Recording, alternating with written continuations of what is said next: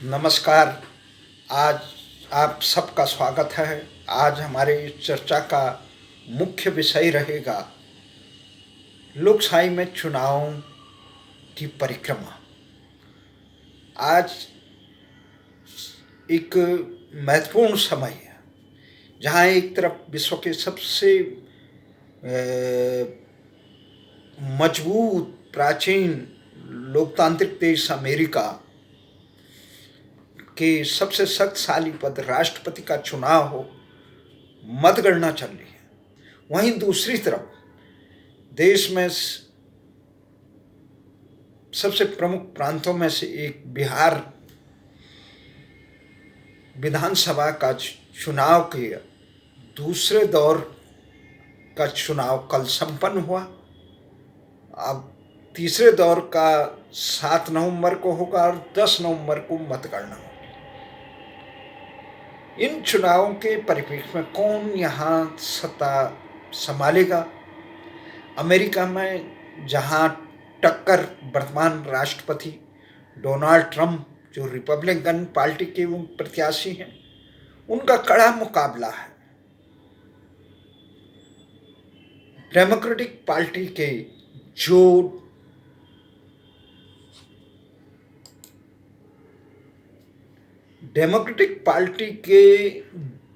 जो वाइडेन पे जो उपराष्ट्रपति रहे 2 बार, और तमाम आकलनों के मुताबिक वाइडेन जो हैं बहुत कड़ा टक्कर दे रहे हैं राष्ट्रपति को। हो सकता है कि वो इस उलट पुलट में उनको बाहर भी करते हैं।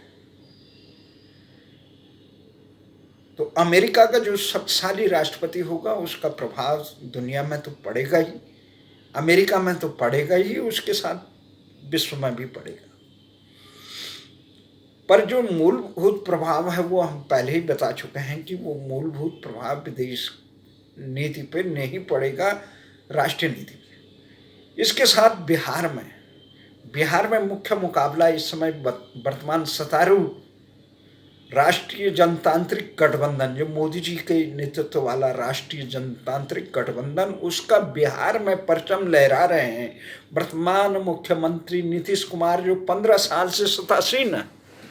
15 साल की सत्तासीन होने के बाद वो उनको कड़ी टक्कर दे रहे हैं तथाकथित जंगल राज के राजकुमार यानी राजद अध्यक्ष तेजस्वी यादव की सभाओं में भीड़ का आकलन करके देखा जाए तो इस लग रहा है कि इस समय डगर मुश्किल है पनघट की नीतीश जी की। तो नीतीश जी 15 साल हो गए हैं, जनता को कई आकांक्षा है, और सबसे बड़ा बात वहां पर तेजस्वी यादव ने ये दाव फेल दिया है कि 10 लाख लोगों को सरकारी नौकरी देना। इस मामले में नीतीश कुमार और पूरे ढंग से गिर गए, और इसके का तोड़ करने के लिए बहुत मजबूती से प्रधानमंत्री द्वारा और बिहार के मुख्यमंत्री द्वारा पूरे जोर शोर से दमखम से लालू राज, जंगल राज की जख्मों को कुरेदना जा रहा है। उन्हें बताया जा रहा है कि अगर हमने आए तो जंगल राज वाले आ जाएंगे, राजकुमार आ जाएंगे, उससे व्यंग कसा जा रहा है। पर ये युवाओं में एक छटपटाहट है रोजगार की, उस आशा को पर नीतीश कुमार और प्रधानमंत्री के तमाम आश्वासन काफ़ी कमज़ोर साबित हो रहे हैं, क्योंकि लोगों को विश्वास है। ये ठीक है कि आपने धारा 370 हटाई, जनता साथ दिया, जनता ने आपको राम मंदिर पर भी समर्थन दिया, पर जनता पेट की आग को बुझाने के लिए नौजवानों के लिए रोजगार चाहिए। जो 2 करोड़ रोजगारों का देने का आश्वासन दिया था वो कहाँ किया? तो ये तमाम चीज़ें हैं, ये हो रहा है।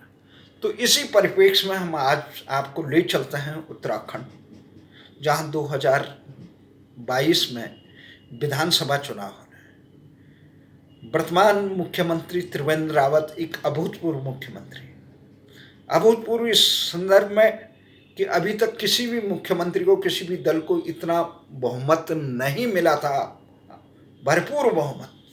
वो चाहते थे उत्तराखंड के परमार हो सकते थे, वो चाहते थे उत्तराखंड की जन आकांक्षाओं को साकार कर सकते थे। किसी पार्टी के नेताओं का इतनी हिम्मत नहीं रही। जितने विद्रोह, जितने भी मुख्यमंत्री हुए, तिवारी से लेकर हरीश रावत तक, सबकी नाकों में दम किया उसके, उन्हीं की पार्टी के विधायकों, मंत्रियों ने हर बार सत्ता परिवर्तन के लिए दमखम जुटाया गया। तो बहुत सौभाग्यशाली इस दृष्टि से साबित हुई त्रिवेंद्र रावत। परंतु त्रिवेंद्र रावत में काम करने की इच्छा शक्ति का अभाव और विजन का अभाव कि क्या काम किया जाए। लोकशाही के जो वैसे लोकशाही का मूल मंत्र का अभाव उत्तराखंड के तमाम नेताओं में रहा, चाहे किसी भी पार्टी के। अब किस प्रकार से उत्तराखंड को एक दिशा दी जाए 2022 में, इसके लिए काफी लोग छटपटाहट कर रहे हैं। लोग पार्टियों का दर्द है। एक ऐसी पार्टी भी है जो दिल्ली में अपने स्वयं घोषित उद्देश्यों में असफल रही। सत्ता पे बना रहना अलग बात है। कांग्रेस भी बहुत साल तक सत्ता में रही, अन्य पार्टियां भी आई सत्ता में रही, पर जनता के दिलों में राज करने वाले, अपने कथनों और करनी में अंतर न रखने वाले, लोकशाही का परचम लहराने वाले बहुत चंद लोग होते हैं। जिसमें सौभाग्य रहा हिमाचल के मुख्यमंत्री परमार का। विश्व की अगर दृष्टि डालें कि लोकशाही में ना हो जनसेवा का अगर जिसके लाए, तो लीबिया के कर्नल गद्दाफी ने, चीन की तरफ भी हम देखते हैं, इसराइल की तरफ भी देखते हैं, उन्होंने अपने देशों में विकास कैसे किया, कहाँ एक जमीन दोज हुए राष्ट्र को कितने मजबूती से आगे बढ़ाया, इसको देखते हैं। तो वहीं दृष्टि हमारी जाती है भारत, और भारत में एक असाधारण प्रदेश बना, अभूतपूर्व प्रदेश बना उत्तराखंड, जो भारत के लिए एक आदर्श राज्य हो सकता था। उस राज्य में जब बदहाली का देखा तो उसका मूल कारण ये रहा। कुछ लोग ये कहते हैं कि उत्तराखंड में कांग्रेस और भारतीय जनता पार्टियों ने बेड़ा गर्क कर दिया। स्थानीय नेता होते तो इसमें कुछ काम करते, पर वो भूल जाते हैं हिमाचल का निर्माण अगर मजबूती से किसी ने किया, परमार और वीरभद्र तक, ये अकेले 30-40 साल तक शासन में रहे। वहीं कांग्रेस, वहीं भारतीय जनता पार्टी झारखंड जो उत्तराखंड के साथ बना, उन्होंने निर्माण किया झारखंड का, तो उन्होंने एक ठोस नींव रखी। वहाँ मूल निवास क्या होगा, वहाँ की भौगोलिक सीमा क्या होगी, वहाँ पर जनसंख्या पर आधारित विधानसभाओं का परिसीमन कैसे, इन सब पे उन्होंने बहुत मजबूती से काम किया। और सबसे बड़ी बात जो भारतीय जनता पार्टी के नेताओं को झारखंड वालों से सीखना चाहिए कि झारखंड, भारतीय जनता पार्टी झारखंड को वनांचल के नाम से बोलती थी, पर लेकिन जब झारखंड बना तो झारखंड के माटी के लोगों की सम्मान करते हुए भारतीय जनता पार्टी के स्थानीय नेतृत्व ने वनांचल नहीं रखा, नाम झारखंड रखा। भू कानून, वहां पे जनसंख्या पर आधारित विधानसभा कानून, विधानसभा परिसीमन रुकवाया। और हमारे यहाँ उत्तराखंड में तथाकथित विकास पुरुष और तथाकथित ईमानदारी पुरुष दोनों ऐसे हुए। दिशाहीनता, किस लिए उत्तराखंड के लोगों ने इतना संघर्ष किया, राज्य बनाया, क्यों मुलायम और राव के दमन सहने के बाद भी, शहादतें देने के बाद भी, मुजफ्फरनगर कांड के जख्मों को सहने के बाद भी उत्तराखंड के लिए संघर्ष करते रहे, उस जज्बे को पहचान नहीं पाए। जब उस पहचान नहीं पाए तो आज इस जज्बे को आगे बढ़ाने के लिए ऐसा नेतृत्व नहीं मिला। जब तक हम अपने स्वाभिमान को आगे बढ़ाने का इसके लिए उत्तराखंड के नौजवानों को चाहिए कि 2022 के लिए कि वो राजनीतिक पार्टियों की तरफ टकटकी न लगाएं मात्र टिकट के लिए। जिनमें जज्बा है, प्रदेश को, अपनी माटी को के दर्द को आगे बढ़ाने का क्षमताएं हैं, जिनमें जो इस लोकतांत्रिक प्रक्रिया में जाने का दमखम रखते हैं, उनको चाहिए कि वो अपनी शक्ति अपने अपने विधानसभा क्षेत्रों में लगाएं, वहाँ की जनता का विश्वास जीतें और मतदान केंद्रों तक अपने एक श्रृंखला बनाएं, जो ऐसी मजबूत श्रृंखला जो राजनीतिक दलों के धन बल, बाहुबल और छदम तमाम प्रकार के तिकड़मों को ध्वस्त करके अपने माटी की सम्मान के लिए मर मिटने वाली एक संगठन तैयार करें। तो मुझे बड़ा हर्ष है कि जब मैं देखता हूँ इस दिशा में उत्तराखंड में मुझे कई नौजवान नजर आते हैं। उनमें एक है रघुवीर बिष्ट, जो धुमाकोट क्षेत्र के थे, आजकल लैंसडाउन विधानसभा क्षेत्र पड़ता है। लैंसडाउन विधानसभा के वो पूरे दमखम से प्रत्याशी बन रहे हैं। वो कहते हैं राजनीतिक पार्टियों के टिकट मिले न मिले, पर मैं जनता के विश्वास आशीर्वाद के साथ यहाँ पे पूरे दमखम से चुनाव लड़ा। और उनमें उत्तराखंड हिल डेवलपमेंट मिशन बना रखा है। और किस ढंग से हम बहुत मजबूती से जब हमने उनसे आग्रह किया कि गैरसैंण राजधानी आंदोलन को देहरादून से ही संचालित करना है, तो उन्होंने अपनी पूरी टीम एकत्रित की। पूरे उत्तराखंड के नौजवानों में एक समन्वय का काम किया। उन्होंने किस ढंग से लक्ष्मी प्रसाद थपलियाल से लेकर पूर्व सैनिक संगठनों के